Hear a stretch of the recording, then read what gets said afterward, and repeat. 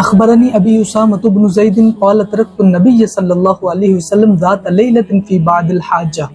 فخرج النبي صلى الله عليه وسلم وهو مشتمل على شيء لا ادري ما هو فلما فرغت من حاجتي قلت ما هذا الذي انت مشتمل عليه قال فكشفه فاذا حسن وحسين على وركيه فقال هذان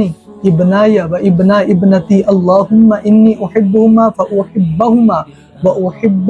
مَنْ يُحِبُّهُمَا۔ اسامہ بن زید فرماتے ہیں کہ میں ایک رات کسی ضرورت سے حضور علیہ السلام کے پاس آیا۔ حضور علیہ السلام جب گھر سے نکلے نا تو آپ ایسی چیز کے اندر لپٹے ہوئے تو جسے میں نہیں جان سکا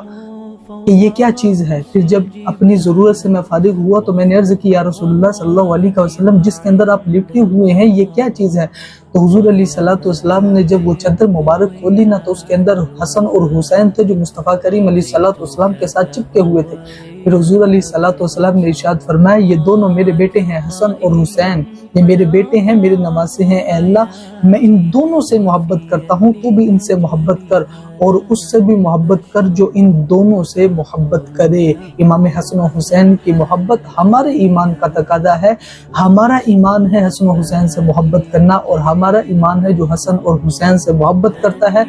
رب تبارک و تعالیٰ بھی اس بندے سے محبت کرتا ہے۔